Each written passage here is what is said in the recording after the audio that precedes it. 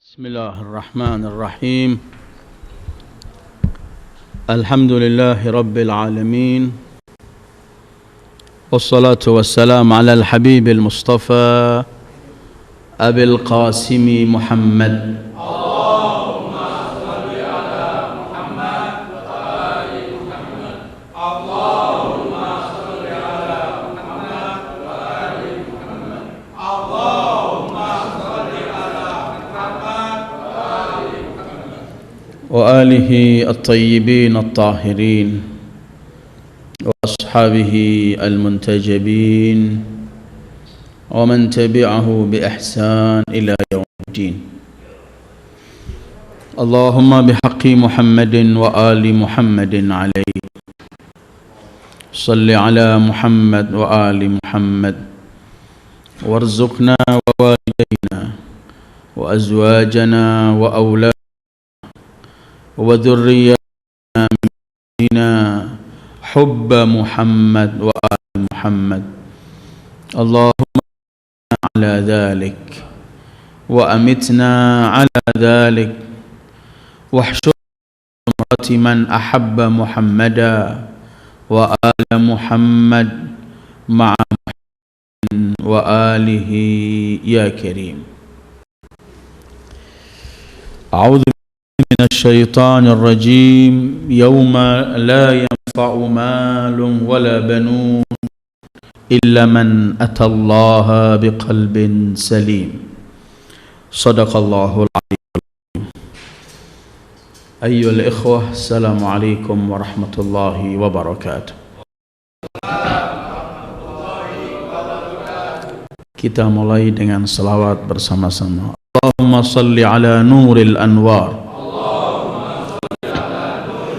wa sirril asrar wa tiryaqil aghyar مفتاح باب اليسار سيدنا محمد المختار وآله الأطهار وأصحابه الأخيار عدد نعم الله وإفضاله.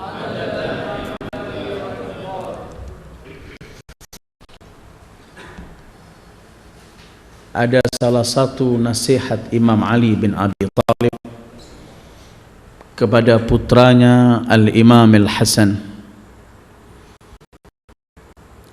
Nasihat yang begitu panjang sebenarnya. Cuman malam ini ambil sebagian kecil yang berkaitan dengan hati. Saya akan bacakan teks Arabnya, baru kita akan sedikit demi sedikit mengkaji apa yang beliau inginkan, yang mampu kita kaji dari apa yang beliau inginkan. Ahyi qalbaka bil mau'izah wa amithu bis shahadah wa qawwihi bil yaqin wa nawwirhu bil hikmah wa dhallilhu bi dhikril maut wa qarrirhu bil fana wa bassirhu fajai'a ad-dunya wa hadzirhu qulat ad-dahr wa fuhsha taqallubil layali wal ayyam wa alayhi akhbar al-madin wa dhakkirhum bima asaba kana qablaka min al-awwalin.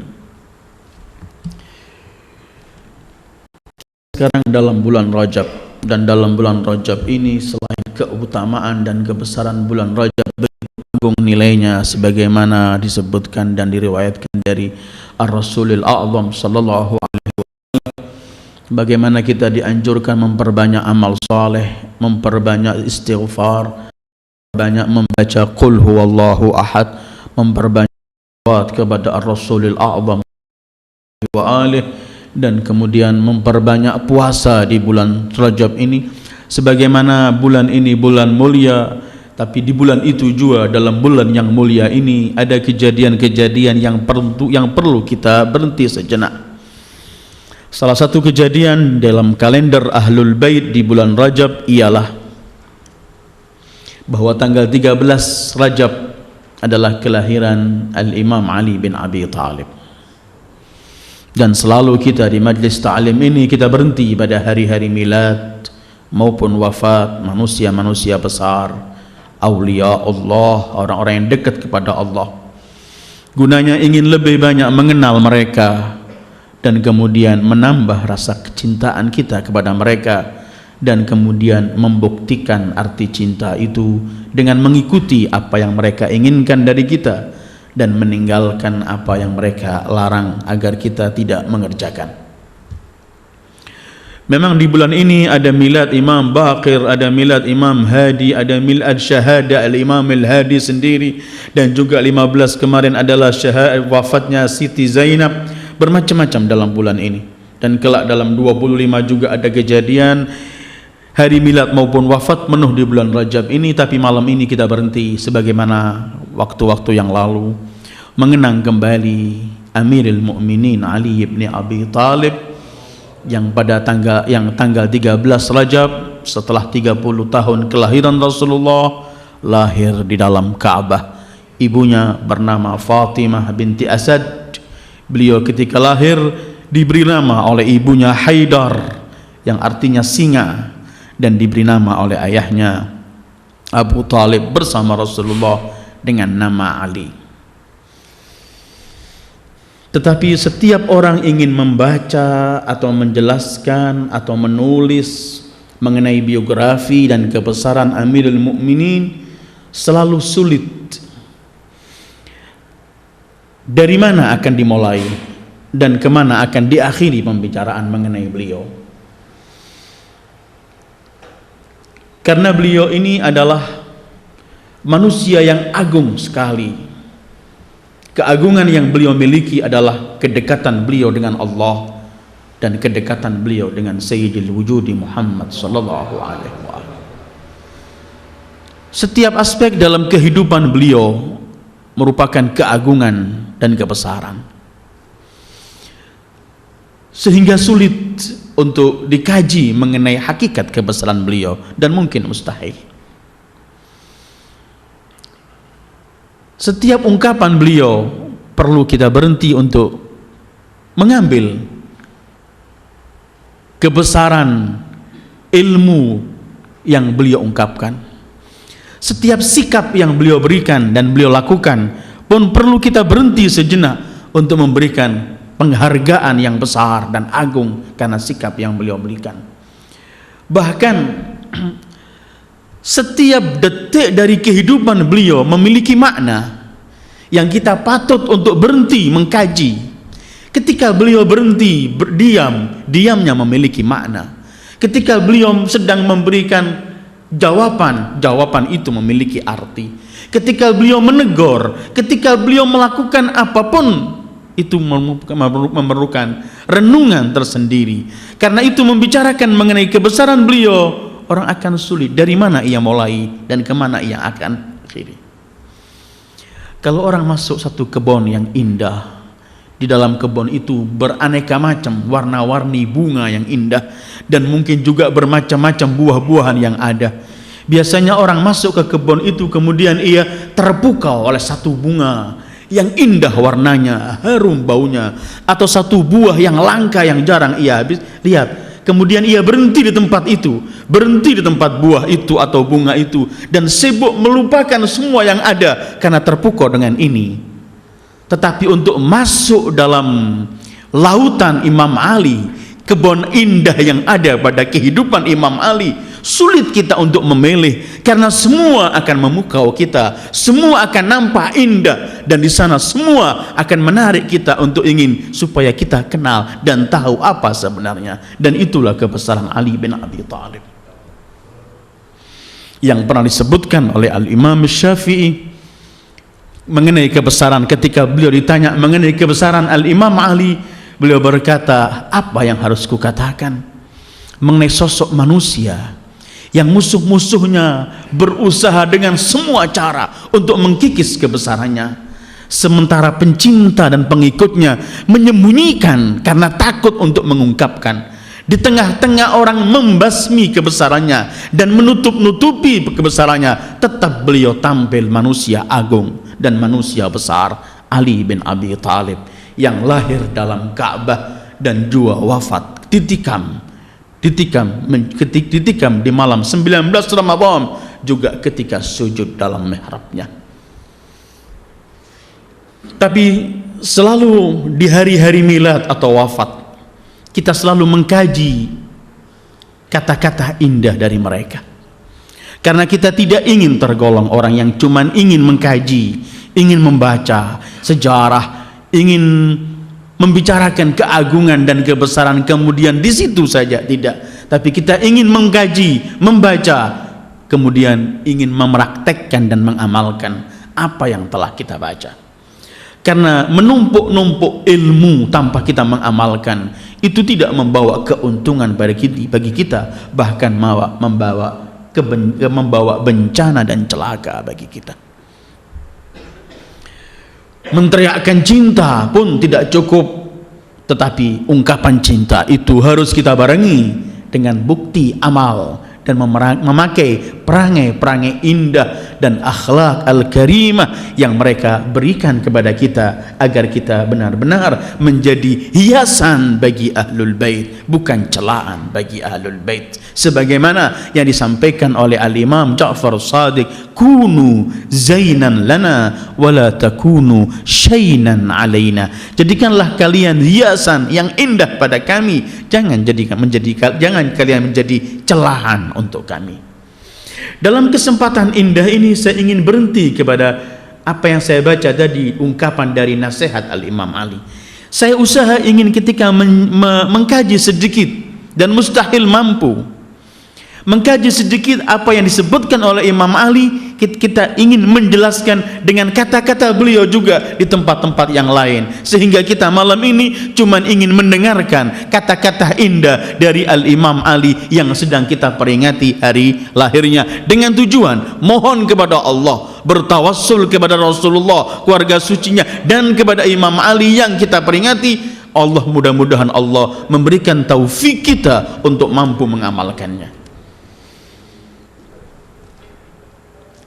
Abbas Al-Musawi, beliau pernah mensyarahi nasihat Al-Imam Ali kepada putranya Hasan dalam buku yang cukup tebal, kira-kira 200 halaman. Dalam pendahuluan itu ia berkata, mustahil kita bisa memilah-milah keindahan ungkapan Imam Ali sehingga kita berkata di Nahjul Balaghah, yang paling indah yang ini, yang paling indah yang ini, karena yang beliau ungkapkan semua indah. Tetapi kalau boleh aku memilih, dia bilang, ada dua hal yang paling indah sepenglihatanku, sebagaimana menurut kajianku semuanya indah. Menurut saya ada dua hal, kalau boleh saya mengatakan yang paling indah, ada dua. Satu adalah surat dan wasiat beliau kepada putranya Hasan, yaitu yang kalimat-kalimat yang panjang ini dan yang akan kita baca malam ini sedikit. Dan kedua, tulis surat beliau kepada gubernurnya Ashtar mengenai bagaimana cara menjadi pemimpin, menghadapi rakyat dan bermacam-macam. Itu yang paling indah menurut Abbas Al-Musawi. Wasiat ini Imam Ali dahului dengan menyebutkan mengenai dirinya yang sudah tua, yang sebentar lagi pun akan meninggalkan dunia. Kemudian beliau mengatakan, harus kusampaikan kepadamu wahai anakku wasiat, karena aku melihat engkau sepenggal dariku, bahkan engkau ini adalah semua dariku. Karena itu aku ingin menyampaikan kepadamu wasiat-wasiat ini, dan aku minta kepada Allah agar kamu mampu memegang wasiat ini dan mengamalkannya. Pertama, yang setelah beliau menyebutkan mengenai takwa, beliau berbicara mengenai hati. Karena urusan kita adalah sebenarnya masalah hati.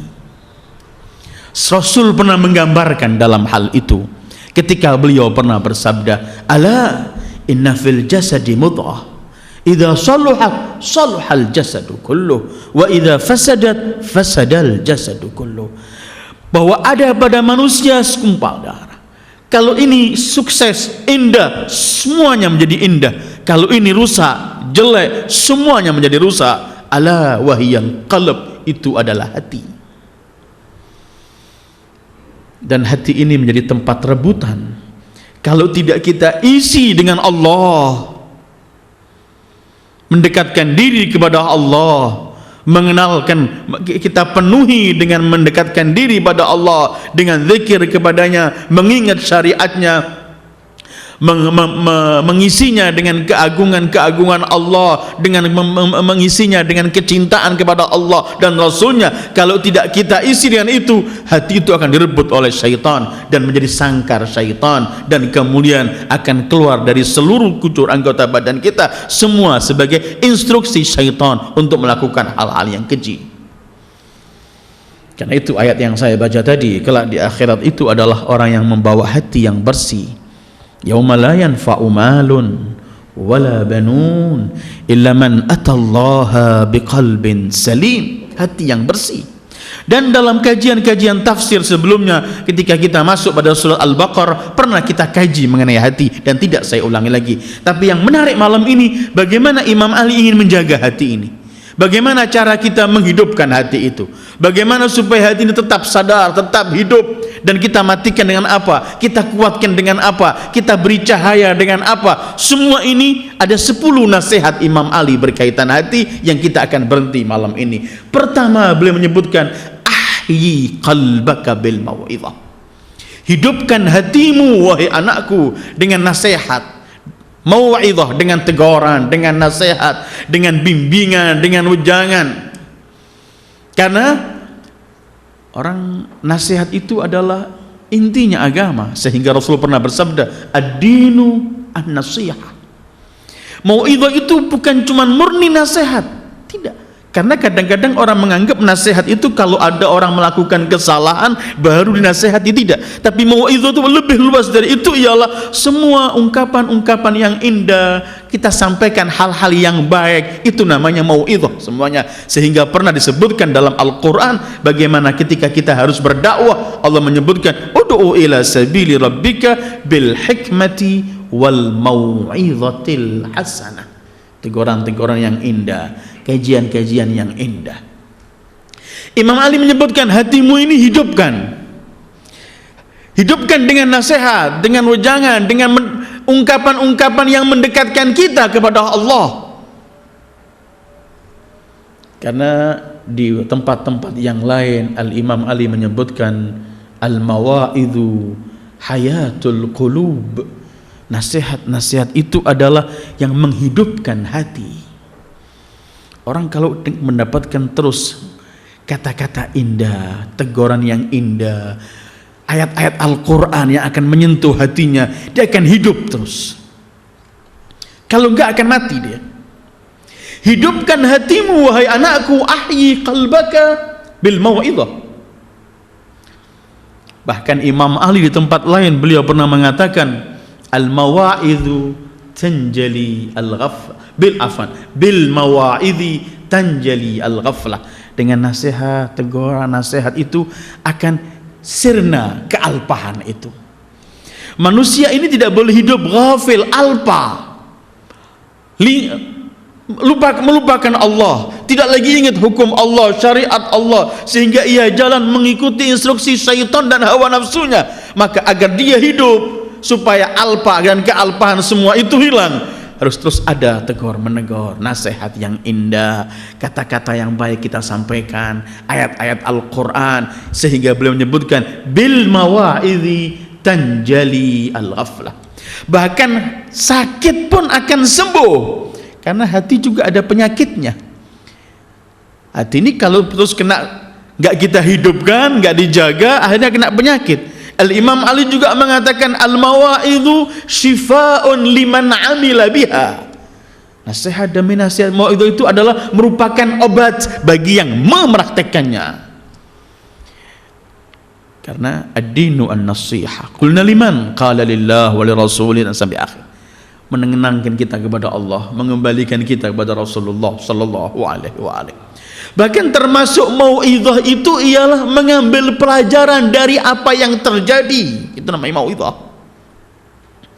Sehingga Imam Ali juga pernah menyebutkan man lam yatta'idz bin nas wa'adallahu an-nasa bih. Siapa yang tidak mengambil pelajaran dari manusia, kelak Allah akan jadikan ia pelajaran bagi manusia yang lain. Wa na'udzubillah. Ahyi qalbaka bil mau'izah. Hati ini supaya hidup. Karena itu jangan ada orang merasa marah kalau dinasehati. Selagi nasihat itu mengingatkan kita kepada Allah, kita berterima kasih. Imam Ja'far Shadiq, manusia yang dijaga oleh Allah sebagaimana manusia-manusia yang dekat pada Allah, para imam dan para aulia. Tetapi beliau ketika ingin memberikan definisi pada kita, siapa kawan yang paling beliau senangi, beliau menyebutkan, kawan yang paling kusenangi adalah yang memberitahu kepadaku mengenai kesalahanku dan aibku, dan beliau enggak punya aib. Orang yang tidak mau menerima nasihat dan teguran, enggak mau menerima kata-kata yang mengingatkan dia kepada Allah, itu adalah orang yang paling congkak sebagaimana direkam oleh Al-Qur'an, wa idza qila lahu taqillah akhadhatul 'izzatu bil ismi fahasbuhu jahannam. Ada orang kalau dikatakan bertakwalah kepada Allah, dia congkak, datang kemarahan, aku dinasihati, siapa anda dan semuanya. Tapi kata Imam Ali, hati menasihati. Kalau nggak ada orang nasihati kita, baca buku-buku yang akan menasihati hati kita, dan banyak buku-buku yang akan mendekat, menghidupkan hati kita. Banyak buku-buku kata-kata, baca Al-Quran, baca sabda Rasul, baca sabda Az-Zahra, sabda A'immah, sabda para awliya Allah yang menyentuh hati kita. Itu juga termasuk kita menghidupkan hati bil mau'idhah. Ahyi qalbaka bil mau'idhah. Hidupkan hatimu dengan mau'idhah. Jangan ada orang merasa bosan mendengarkan teguran, merasa bosan mendengarkan ujangan, merasa bosan mendengarkan nasihat. Jangan orang merasa dirinya sudah alim sehingga tidak lagi mau mendengarkan. Al-Imam Ali bin Abi Thalib, beliau pernah berkata, siapa yang menganggap dirinya sudah alim, maka ia adalah orang bodoh. Rasulul A'zam sallallahu alaihi wasallam, yang semua ilmu yang patut untuk diketahui makhluk ada pada beliau semuanya. Karena Allah membuka seluruh ilmu padanya. Ilmu ma kana wa ilmu ma yakun ila yaumil qiyamah. Karena Allah berfirman, "Allamaka ma lam takun ta'lam wa kana fadlullahi 'alaika 'azima." Ini pun manusia yang memiliki semua ilmu ini, tetap Allah bimbing beliau untuk selalu mengatakan sebagaimana Al-Qur'an merekam, Rabbi zidni ilma. Ya Allah, tambahkan kepadaku ilmu. Kalau Sayyidul Wujud doanya Rabbi zidni ilma, maka jangan ada orang menganggap dirinya sudah cukup, tidak lagi mau tambahan ilmu. Ahyi qalbaka bil mau'idhah. Menghidupkan dengan mau'idhah. Kemudian wa amithu bizahadah. Matikan dengan zuhud. Harus mati dalam bentuk supaya dia tidak lagi hidup dengan bukan pada jalurnya, tapi tekan dia, matikan dia supaya tidak berfungsi dengan hal-hal yang jelek. Dengan apa? Dengan zuhud. Wa amithu, matikan ia bizahadah, zuhud. Apa zuhud itu? Kadang-kadang orang menafsirkan zuhud itu orang miskin, bukan. Tapi zuhud itu adalah orang yang meletakkan dunia cuman sebagai stepping stone atau wasilah menuju kepada Allah, bukan sebagai ghayah tujuan hidupnya. Maka dia bisa, orang zuhud itu bisa orang yang paling kaya, bisa orang yang punya jabatan, tetapi ia jadikan kekayaan dan jabatan ini cuman pelantara menuju ia ke akhirat. Tujuannya cuma akhirat, dia bukan hidup hanya untuk dunia. Al-Imam Ali pernah memberikan definisi pada kita mengenai zuhud ketika beliau menyebutkan, laisa zuhdu an la tamlika syai'an walakin az-zuhda an la yamlikaka syai'un. Bukan zuhud itu artinya kamu enggak memiliki sesuatu, tetapi zuhud itu artinya kamu tidak dimiliki oleh sesuatu. Dia punya jabatan, tapi dia yang memiliki jabatan, bukan dimiliki jabatan. Dia punya dunia, tapi bukan ia dimiliki dunia, tetapi ia yang memiliki dunia untuk ia jadikan selalu invest untuk akhirat. Semuanya adalah yang miliki, tapi dia tidak dikuasai oleh dunia, enggak dikuasai oleh jabatan. Karena kalau orang enggak punya, dia akan berkata zuhud dengan apa? Memang tidak punya. Sebagaimana orang di penjara, kemudian dia mengatakan, aku akan tutup lisanku, aku tidak lagi berbicara ngawur. Dia memang di sel sendirian, dia akan bicara dengan siapa? Sudah tidak ada waktu dia, dan gak punya kesempatan untuk melakukan pembicaraan. Karena itu kemudian Imam Ali menyebutkan, zuhud itu kalau kamu tidak menyesal dengan yang lewat darimu, dan tidak terlalu gembira dengan yang akan datang, yang akan kamu peroleh. Ketika beliau menyebutkan, man lam ya's 'alal madhi wa lam yafrah bil ati faqad akhadha zuhda bi tarfai. Siapa yang tidak putus asa dan enggak menyesal dengan yang telah lampau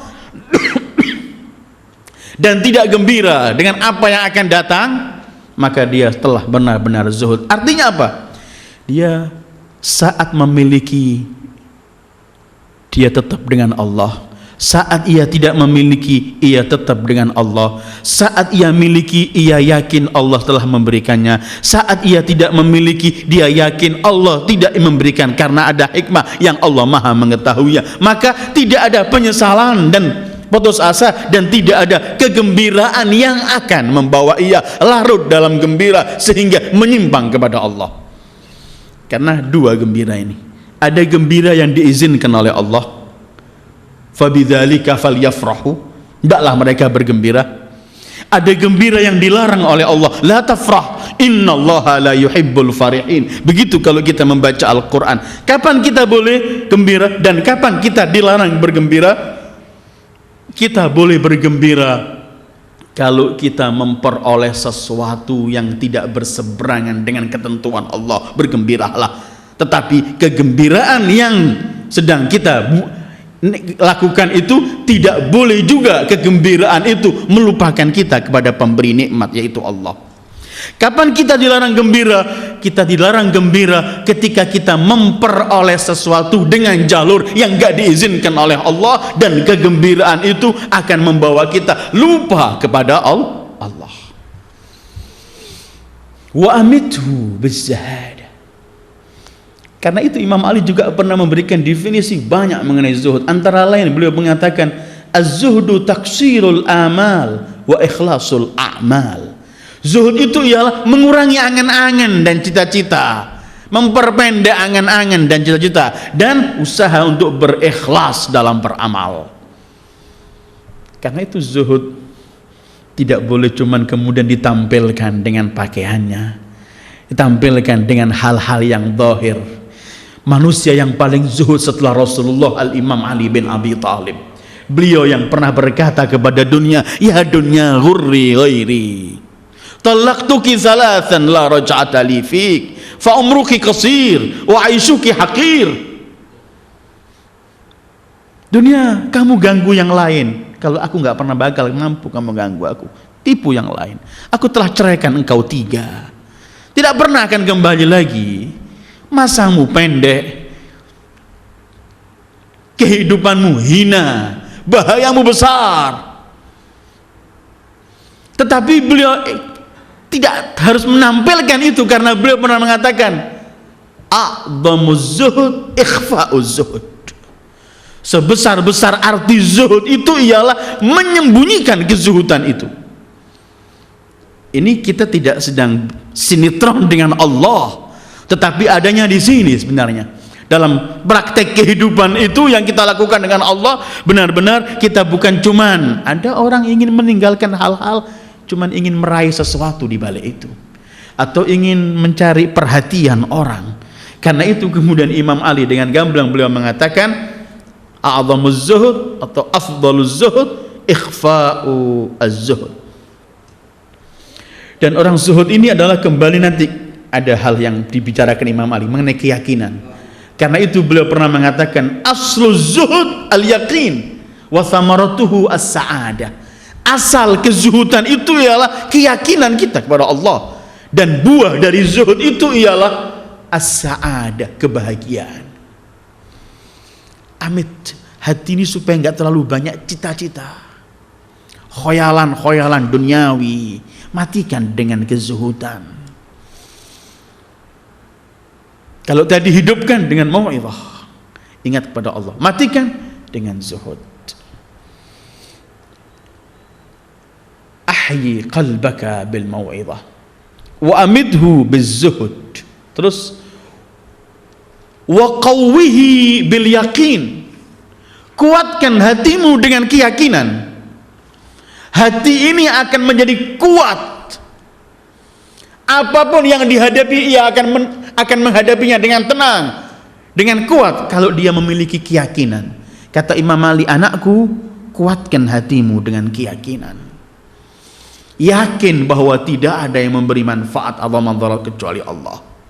Yakin tidak ada yang akan menentukan sesuatu kepadaku kecuali Allah.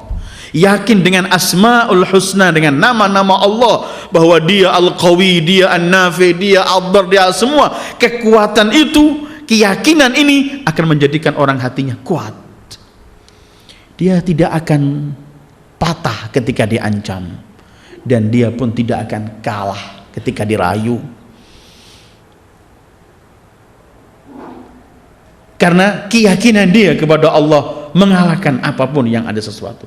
Karena itu Imam Ali mengatakan afdaluddin al-yaqin. Dalam nilai agama yang ada dalam Islam ini, apapun yang ada, yang termulia adalah keyakinan. Orang kalau memiliki keyakinan, dia sudah mempunyai senjata yang paling kuat. Para anbiya dalam Al-Quran memberikan contoh pada kita mengenai keyakinan mereka dengan kemenangan yang Allah janjikan, sehingga mereka tidak pernah loyo atau takut atau apapun atau bimbang menghadapi sesuatu. Ibrahim ketika di api Namrud dengan tenang walaupun apapun yang akan dilakukan oleh musuh Allah dengan keyakinannya. Nabi Musa ketika Bani Israel teriak-teriak di hadapan laut, ketika mereka yang mengatakan, ya Musa inna lamudrakun, Musa kita konyol, pasti terkejar oleh tentara Fir'aun, di hadapan kita laut tanpa ada perahu dan laut, dan semuanya kita akan digilas oleh ombak ini. Kalau kita berhenti di sini tepi, Fir'aun akan sampai ke sini. Ya Musa inna lamudrakun. Nabi memiliki keyakinan ini sehingga menjadi sesuatu kekuatan yang sangat-sangat kuat. Beliau dengan gamblang, Al-Quran menceritakan, kalla inna ma'i rabbi sayahdin. Enggak, tidak akan terjadi semua itu. Aku ini keyakinan bersama Allah. Begitu Al-Habib Al-Mustafa sallallahu alaihi wasallam dalam semua yang beliau lakukan. Wa qawwihi bil yaqin, kata Imam Ali, anakku, kuatkan hatimu dengan keyakinan. Karena hanya dengan keyakinanlah. Karena itu Imam Ali pernah juga menyebutkan, ala qadrid din takunu quwwatul yaqin. Kekuatan yakin itu, kekuatan keyakinan seseorang tergantung kekuatannya dalam agama, dalam Islamnya. Bagaimana kekuatan dia, konsekuensinya Islam, keislaman dia, kekuatan dalam Islamnya, di situ kekuatan yakinnya. Yakin ini bukan cuma sekedar ungkapan kita mengatakan tidak takut, tidak gentar, bukan. Tetapi bagaimana kekuatan kita dalam memegang Islam, di situ akan muncul keyakinan yang sebenarnya. Naam, man ayqanal jaza ahsan, kata Imam Ali. Siapa yang meyakini akan ada balasan dari Allah, dia akan selalu melakukan perbuatan yang baik, sehingga hatinya akan kuat. Dia tidak akan takut melakukan kebaikan, dan tidak akan minder ketika ia sendiri, ketika ia apapun yang ia hadapi, tidak. Karena itu Imam Ali di tempat lain beliau pernah mengatakan, kun muqinan takun qawiyya. Salamullahi alaihi. Kun muqinan takun qawiyya. Jadilah kamu orang yang yakin, kamu akan menjadi orang yang kuat. Yang menjadikan kita bimbang, maju mundur, ini kan karena kita nggak punya hubungan yakin yang kuat dengan Allah. Lawan katanya yakin itu kan ragu. Karena itu kalau kita baca Al-Quran, ketika Allah mengenalkan pada kita apa Al-Quran ini, kan biasanya orang kalau mengarang kitab dikenalkan apa, kitab ini apa, sifatnya apa, tujuannya kemana. Ketika yang mengenalkan, Allah mengatakan, dzalikal kitab la raiba fi. Enggak ada keraguan, enggak ada syak, yang ada yakin. Karena ingin bisa mengamalkan isi Al-Quran, buang semua keraguan. Yakini benar kebesaran Al-Quran dan kebenarannya, baru kita bisa mengamalkan. Sebagaimana yang pernah saya sampaikan, bagaimana kalau kita meyakini berita yang dibawa Rasulullah, kita akan mengamalkan itu. Karena itu Allah mensifati orang yang gak ada yakin ini kan selalunya maju mundur. Wahum fi raibihim yataraddadun, kata Allah. Mereka dalam keraguan mereka yataraddadun, maju mundur. Power yang paling besar itu adalah keyakinan. Kalau Anda malam ini yakin, kalau Anda pergi ke satu tempat, menempuh perjalanan yang berjam-jam, naik bis harus berdiri, tapi Anda yakin di tempat itu Anda akan memperoleh keuntungan yang besar, Anda akan lupa berdiri ke apapun, karena keyakinan itu adalah kekuatan yang akan membawa Anda ke sana. Qawwihi bil yakin, kata Imam Ali, kuatkan anakku hatimu dengan keyakinan. La imana liman la yaqinalah, kata Imam Ali. Tidak ada arti keimanan tanpa keyakinan. Karena itu kalau kita kalau dikatakan gak yakin sama hukum Allah, mungkin kita marah gitu. Tapi kadang-kadang hakikatnya kita gak yakin. Buktinya kita gak mengamalkan hukum Allah kadang-kadang. Sementara man aiqana bil jaza ahsan, kata Imam. Siapa yang meyakini dengan balasan Allah, pasti akan berbuat baik. Karena itu Allah ketika membicarakan masalah hukum, Allah cuma menyebutkan afa hukmal jahiliyati yabghun wa man ahsanu minallahi hukman liqaumin yuqinun. Apakah mereka masih mau menerima hukum-hukum jahiliyah? Siapa yang lebih indah hukumnya dari hukum Allah? Tapi liqaumin yuqinun, bagi orang yang meyakini kebenaran hukum Allah.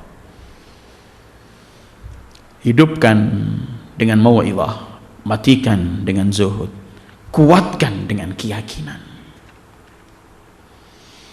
Keempat, wa nawwirhu bil hikmah, terangi hati itu, beri cahaya, terangi dengan hikmah, bijaksana. Kata-kata yang indah itu hikmah. Kata-kata tiara, kata-kata indah, itu namanya hikmah. Hati ini perlu disenangkan dengan itu.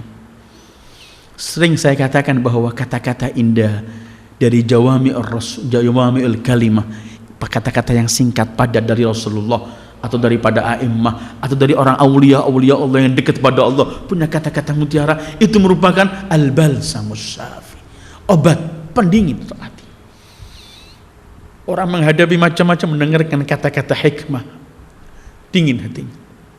Itu merupakan kata Imam Ali, nawwirhu, terangi hatimu dengan hikmah. Kalau kita sedang duduk atau apa, kita harus katakan, sampaikan kata-kata hikmah, kata-kata mutiara. Sehingga Rasulullah pernah bersabda, al-hikmatu dhallatul mu'min. Hikmah itu adalah, kata-kata indah itu adalah barang milik mukmin yang hilang. Dimanapun kita menemukan, wajib kita ambil, siapapun yang mengatakan. Karena itu sering saya sebutkan untuk diri saya dan antum semuanya. Sering saya katakan, perbanyaklah kita menghafal atau saring memberikan kata-kata hikmah, kata-kata mutiara. 2 minggu yang lalu saya sempat duduk dengan salah seorang pengarang besar, Sayyid Ali Syahristani. Ketika kita bicara masalah kata-kata indah yang sering kita gunakan SMS, kita kirimkan ke sama teman dari Imam Ali, dari Rasulullah dan semuanya. Dia menyebut pada saya punya kawan tinggal di Kanada. Dia punya kawan dengan orientalis, orang barat yang mengkaji ilmu Islam tapi bukan muslim. Kemudian kawan saya ini sering memberikan kepada dia kata-kata indah dari Imam Baqir, Imam Ja'far, terus. Akhirnya orang ini, orientalis ini, setiap saat selalu menghubungi kawan saya ini, setiap saat. Ia berkata, sudah kamu jangan punya hubungan lain sama saya, cuman kirimi saja saya nih qala al-Baqir, qala as-Sadiq. Karena kata-kata itu benar-benar yang aku ambil pelajaran banyak dari kata-kata indah itu. Jangan sampai orang-orang yang gak kenal mereka menikmati dan mengkaji kata-kata itu. Kenapa kita pengikut Rasulullah sallallahu alaihi wa alihi kita enggak selalu mulai kita ajarkan pada anak-anak kita, kalau kita duduk kita sampaikan 1, 2, untuk apa? Menerangi hati. Jangan hati ini kita penuhi dengan hal-hal yang akan mengotorki hati, tapi terangi dengan, karena kata-kata itu akan membawa kita, mengingatkan kita dan membawa kita lebih hidup, menerima, ingin, haus dengan ilmu, haus mendekatkan diri pada Allah. Dan itu sangat banyak sekali. Ada kitab namanya Hurarul Hikmah, kumpulan 10.000 kata-kata pendek Imam Ali bin Abi Thalib. Itu kalau kita kaji sehari 2 hari, kemana kita bawa kata-kata indah itu, cukup indah, singkat. Dan ada Jawami'ul Kalim, salah satu kekhususian Rasulullah, keagungan Rasulullah, beliau adalah memiliki Jawami'ul Kalim. Jawami'ul Kalim itu ialah kata-kata yang singkat tapi padat, memiliki arti yang tinggi. Itu kata Imam Ali, anakku, terangi hatimu dengan al-hikmah. Jangan sampai kita tidak mengenal. Imam Ali bahkan di tempat lain beliau mengatakan, thamaratul hikmah al-fawz. Buah dari kata-kata indah, hikmah itu, kata-kata mutiara itu adalah al-fawz, kesuksesan, kejayaan. Berapa banyak orang hanya puluhan tahun hidupnya jauh dari Allah, mendengarkan kata-kata pendek, singkat, mutiara, bisa merubah dalam semua perjalanan hidupnya kata-kata hikmah. Satu contoh, Imam Ali pernah berkata, tiap hari kamu lihat wajahmu di cermin, bercerminlah kamu setiap hari. Kalau kamu lihat wajahmu tampan, indah, maka jangan kamu kotori wajah yang indah ini dengan amal perbuatan yang jelek. Kalau kemudian kamu menyaksikan wajahmu sedang tidak indah, mengkerut, jelek, maka jangan kamu tambah kejelekan wajah ini dengan kejelekan amal perbuatanmu. Kata-kata semacam itu. Atau kita menyebutkan Imam Ali berkata, jadilah kamu di hadapan Allah orang yang terbaik, dan di hadapan dirimu orang yang paling jelek, dan di tengah-tengah manusia jadilah kamu salah satu dari mereka. Kata-kata semacam ini saja bisa banyak akan menerangi hati. Daripada kita penuhi hati ini dengan kata-kata yang tidak enak, kata-kata cacian, kata-kata cuman mengumpat orang, kata-kata yang akan menyakitkan orang, kita isi. Dalam bergurau kita dibebaskan oleh Islam, tapi di selih-selih itu kita selipkan juga kata-kata indah, kita bawa. Nawwirhu bil hikmah, sinari hati itu dengan al-hikmah. Sehingga Imam Ali juga di tempat yang lain beliau berkata, al-hikmah bil hikmah yakshif ghita'ul ilm. Dengan hikmah tutupan ilmu itu akan terbuka, akan nampak di situ. Dan sebaik-baik hikmah kata Imam Ali ialah afdalul hikmah ma'rifatul insan nafsah wa wuqufuhu inda qadri. Sebesar-besar hikmah, kata-kata mutiara kebijaksanaan itu ialah manusia mengenal dirinya dan ia berhenti pada batas yang Allah telah tentukan ia. Kelima, wadhallilhu bidzikril maut. Rendahkan, hinakan hati itu dengan apa? Dengan kamu ingatkan terus akan datangnya kematian, supaya hati ini enggak terus congkak. Dzallilhu, hinakan, rendahkan dia, ingatkan pada hatimu, mati besok, lusa, cepat lambat kamu akan mati.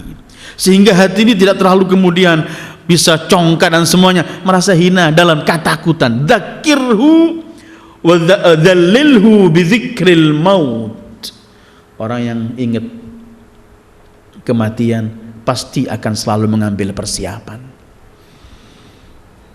Sehingga Imam Ali mengatakan, aku heran orang yang lupa mati, padahal setiap hari dia melihat orang mati.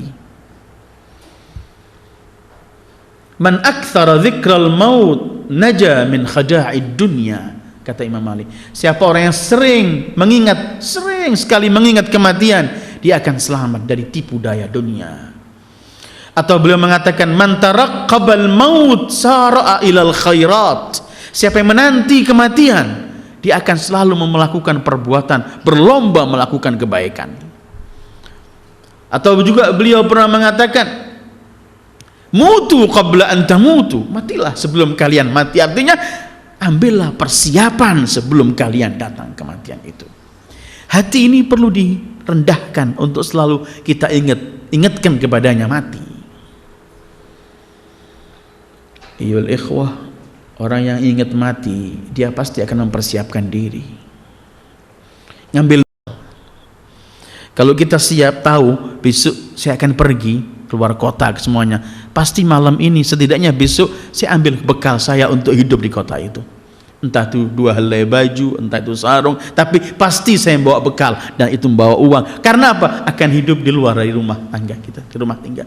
Sementara kita semua akan pergi menuju ke sana. Kita semua ini kan akan cuma menunggu datang giliran saja. Jangan mengatakan tua sakit, itu tidak ada. Kecil besar, tua sakit sehat, semua apabila datang panggilannya berangkat. Fa idza jaa ajaluhum la yastakhiruna sa'atan wala yastaqdimun. Orang yang meyakini akan datangnya kematian, pasti dia akan mengambil persiapan. Keenam, wa qarrirhu bil fana. Hati ini paksakan untuk mengakui kefanaan. Tadi diingatkan mati, sekarang paksa supaya dia mengakui kefanaan, sehingga apapun yang ia miliki, jabatan, harta, kesehatan, dan semua, ya jelaskan supaya dia mengakui bahwa semua ini akan fana. Yang sehat bisa sakit, fana. Yang hidup bisa mati, yang kaya bisa miskin, yang punya. Dzakirhu bil fana, kamu ini mati, fana. Yang ada yang baki cuman Allah. Supaya hati ini tidak kemudian congkak. Ada kan kalau orang kaya terus lupa dirinya, seakan-akan gak mati, seakan-akan kekayaannya akan kekal abadi, terus mulai menghina yang sana, meremehkan yang sana, mengecam sana, seakan-akan dia semua dunia ini pada dia. Kata Imam Ahli, anakku, selain kamu yang rendahkan hatimu dengan mengingat kematian, qarirhu, paksa dia untuk mengakui akan kefanaan.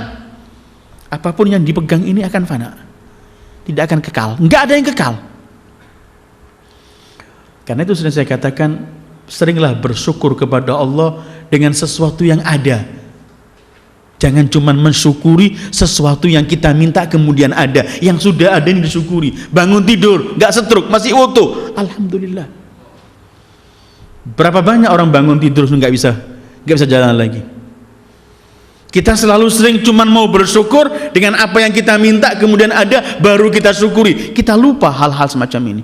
Bangun tidur lihat, oh masih berfungsi mata, telinga masih berfungsi, hidung masih berfungsi, semua masih berfungsi, syukur. Kaki masih bisa berjalan. Sementara sering kita dengar bangun tidur udah nggak bisa jalan, bangun tidur nggak bisa. Semua ini dzallilhu, kata qarirhu, paksakan dia untuk mengaku, ikrar bahwa yafna, kamu ini akan fana.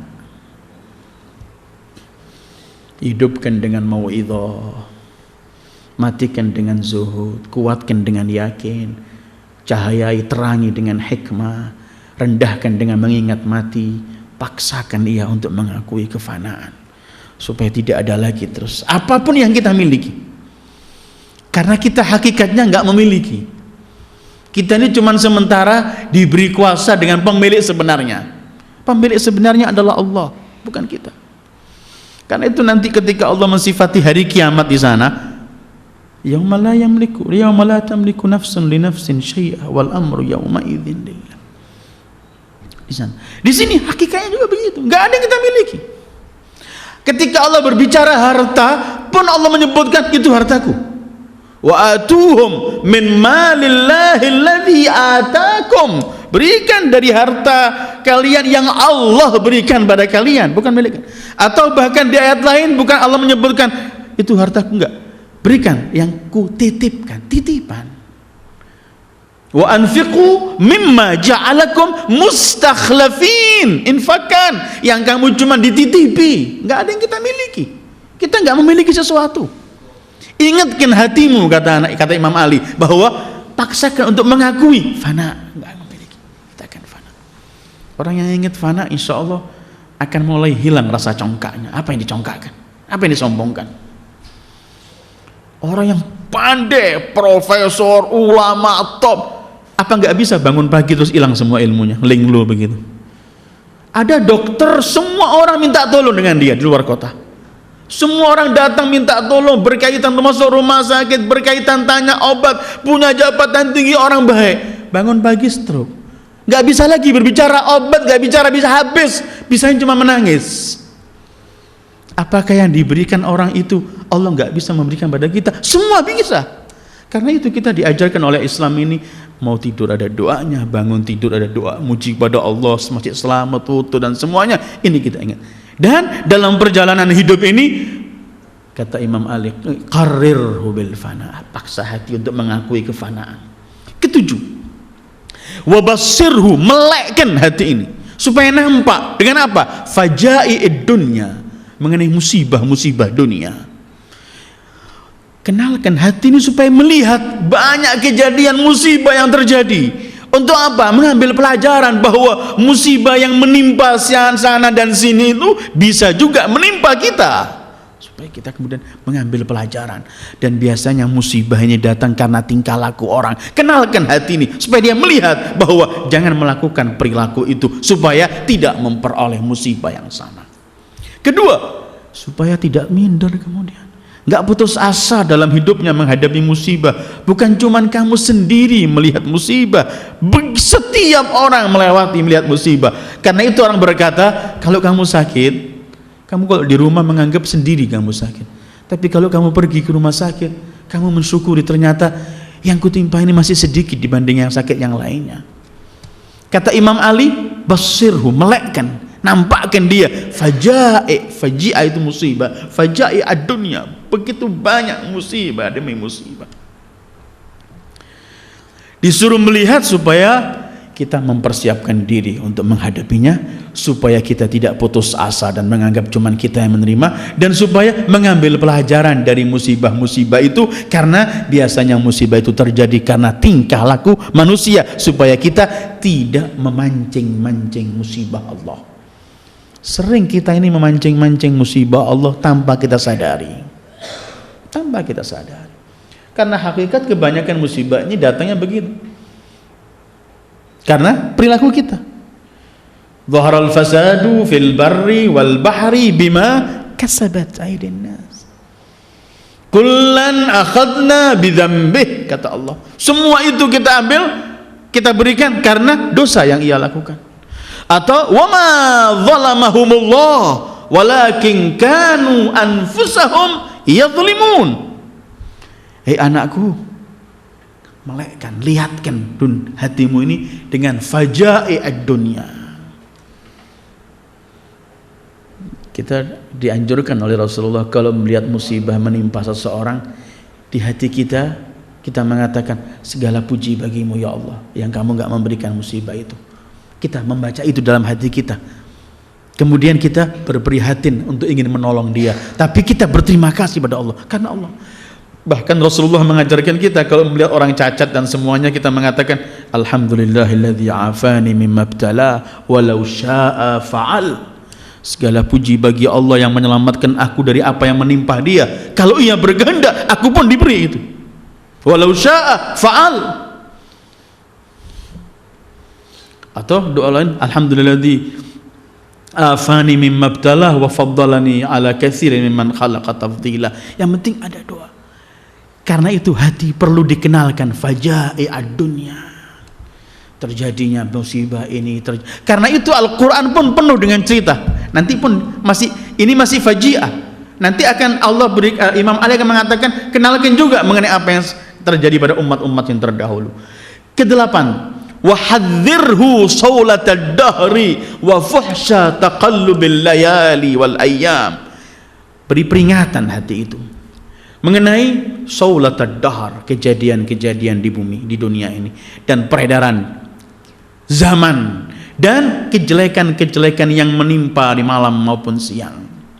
Kalau tadi musibah mutlak, kalau ini saulatad dahr, kata Imam Ali, ini peredaran atau perjalanan masa ini mengherankan. Tetapi yang lebih mengherankan, kealpahan manusia melihat semua yang terjadi di zaman ini. Kita ini hidup kan, saula itu jauh lah, perputaran zaman. Yang miskin jadi kaya, yang mulia jadi hina. Satu umat yang mulia terhormat jadi umat yang amat hina. Macam-macam. Saulatad dahr. Kata Imam Ali, kenalkan hatimu dengan apa? apa yang beredar dan terjadi di zaman ini. Bukan hanya dengan musibah, apapun yang terjadi dikenalkan. Karena Imam Ali dalam ayat, dalam tempat-tempat lain memerintahkan agar kita tahu zaman kita. Manusia ini kan hidup sekarang, masa lampau. Zaman itu kan masa lampau, sekarang dan akan datang. Kita hidup yang sekarang ini perlu untuk mengetahui apa yang lampau. Untuk apa? Kita akan membahas atau merencanakan yang akan datang. Orang tidak akan bisa maju dan menentukan sikap masa depan kalau dia mengkaji yang masa lampau. Perlu, karena itu Al-Quran penuh. Bahkan sampai dakwah Rasulullah, dalam dakwah, dalam kesabaran, beliau masih dianjurkan, wasbir kama sabara ulil azmi minar rusul. Bahkan Rasulullah pernah sebutkan, kalau mereka membohongi kamu ya Muhammad, bukan pertama kali, Rasul-Rasul sebelummu pun dapat dibohongi oleh mereka. Perlu saulat ad-dahr, karena Imam Ali mengatakan ad-dahru yauman, yaumun lak wa yaumun alaik, fa idza kana lak fala tabtur, fa idza kana alaika fasbir. Masa 2 hari kadang-kadang berpihak kepadamu, maka bersyukurlah kepada Allah, dan kadang-kadang tidak berpihak kepadamu, dan sabarlah kamu.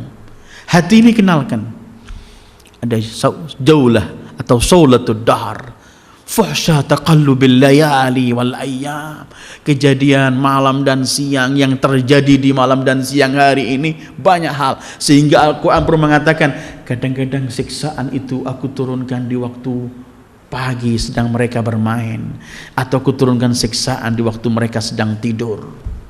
Maka hati, kata Imam Ali, hadzirhu, jangan merasa aman, takuti terus. Sebagaimana yang terjadi pada perputaran zaman ini bisa juga terjadi padamu. Karena itu supaya terus waspada, supaya hati waspada, gak alpa, tidak merasa ada jaminan kalau aku gak bakal kena, tidak ada. Tetap, kata Imam Ali, hadzirhu, takutkan dia dengan apa yang akan terjadi. Ke-9, wa a'rid alaihi akhbaral madhin, sodorkan kepada hati itu berita yang terdahulu, umat-umat terdahulu. Ini bukan cuma masalah musibahnya, bukan masalah kejadiannya, tetapi juga masalah perilaku umat-umat terdahulu. Sebagaimana Al-Quran mengabadikan, ada manusia-manusia yang mulia, manusia-manusia yang agung, yang diabadikan oleh Al-Quran, kita tiru itu. Ada manusia-manusia yang keji, Fir'aun, Haman, Qarun, dan macam-macam umat, macam-macam kaum. Allah pun ceritakan orang, supaya apa? Kita menjauhi amalan itu. Karena itu Al-Quran mengatakan, liyahlika man halaka an bayyinah wa yahya man hayya an bayyinah. Allah sebutkan semua ini supaya kita bisa memilih sikap dengan jelas dan gamblang, tidak lagi samar. Yang ingin memilih kebaikan silahkan, contohnya ini. Yang ingin memilih kejelekan silahkan. Ini umat-umat yang terdahulu ketika melakukan kejelekan. A'rid, sodorkan kepadanya akhbarul madhin, mengenai berita umat-umat yang terdahulu.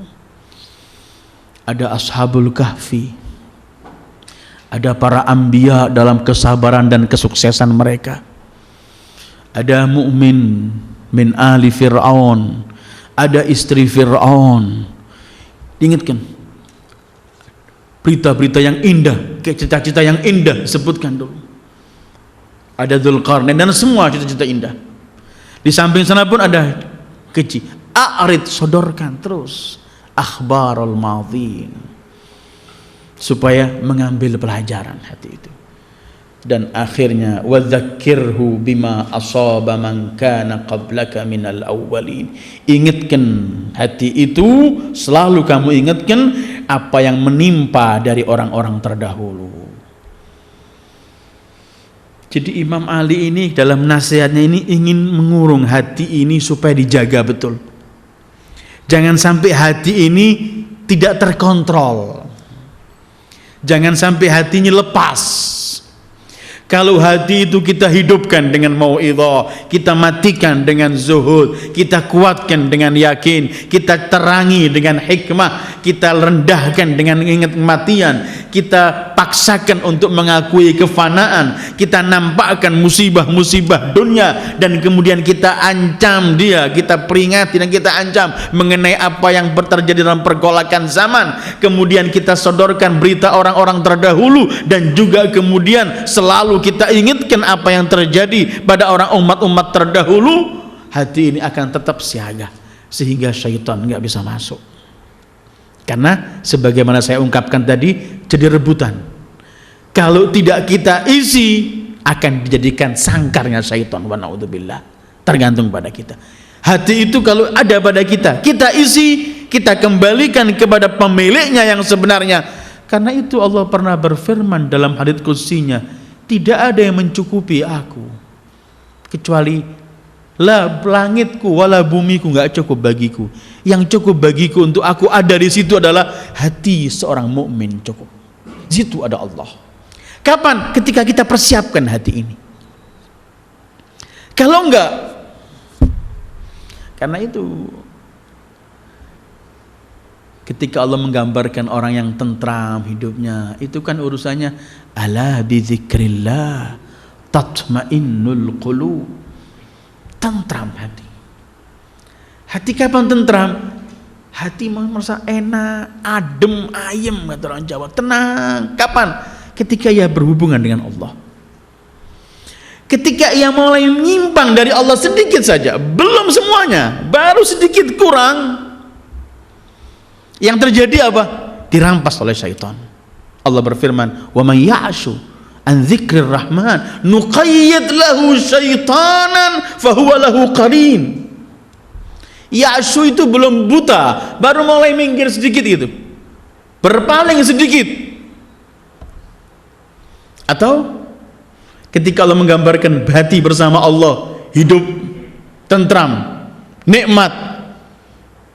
Sebaliknya kita mendengarkan ketika Allah membicarakan berkaitan nanti nasib orang-orang yang membiarkan hatinya gak lagi diisi Allah dalam surat At-Taha. Ketika nanti Allah bangkitkan orang-orang ini dalam keadaan buta. Kenapa? Karena hatinya berpaling dari Allah. Ketika ia berpaling dari Allah, spontan Allah meninggalkan dia. Karena apa? Yang ada syaitan di situ. Wa man a'rada an dzikri fa inna lahu ma'isyatan dhanka wa nahsyuruhu yaumal qiyamati a'ma. Qala rabbi lima hasyartani a'ma wa qad kuntu basira. Qala kadzalika atatka ayatuna fanasitaha fakadzalikal yauma tunsa. Siapa yang berpaling dari ketentuan Allah, dia akan hidup dalam kesempitan, kesengsaraan di dunia ini. Jangan heran kalau banyak yang bunuh diri, bukan cuma orang miskin, banyak orang kaya pun bunuh diri. Imam Ali tadi saya tulis juga di sini. Saya juga kurang tahu faham artinya, cuma beliau pernah mengungkapkan ada hubungannya. Mudah-mudahan ke depan Allah buka pada kita bisa memahami artinya. Tapi beliau pernah berkata begini, "Lau annal mauta yushtara lastarahul aghniya." Coba kematian itu bisa dibeli, maka akan dibeli orang-orang kaya-kaya supaya selesai mati. Wa man arada an dzikri fa inna lahu ma'isyatan dhanka. Siapa yang berpaling dari ketentuanku akan hidup sempit. Dan kelak aku bangkitkan dalam keadaan buta. Dia teriak, "Ya Allah, dulu aku enggak buta, melek. Kenapa sekarang buta?" Kata Allah, "Aku datangkan ketentuan-ketentuanku, ayat-ayatku, hukumku, tapi kamu ninggalkan, kamu lupakan, kamu tinggalkan. Fakadzalikal yauma tunsa." Artinya tutrok. Begitu juga hari ini kamu ditinggalkan. Kapan Allah meninggalkan kita? Kalau hati ini kita nggak isi pada Allah. Ayyuhal ikhwah, itulah kajian kita malam ini dalam rangka memperingati milad atau kelahiran Al-Imam Ali bin Abi Thalib. Bagaimana beliau mewasiatkan pada putranya untuk menjaga hati. Dan wasiat ini saya anjurkan juga coba baca di Nahjul Balaghah, ada mungkin 7 atau 8 halaman wasiat Imam Ali untuk putranya Hasan, dan seluruh konsep kehidupan dalam akhlak, dalam semuanya ada dalam konsep dalam wasiat itu yang indah sekali. Mudah-mudahan ke depan kita bisa membaca seluruh wasiat itu sedikit demi sedikit dan kemudian kita bisa mengamalkannya. Wassallallahu ala khairi khalqi Muhammad wa alihi ajma'in. Wassalamualaikum warahmatullahi wabarakatuh.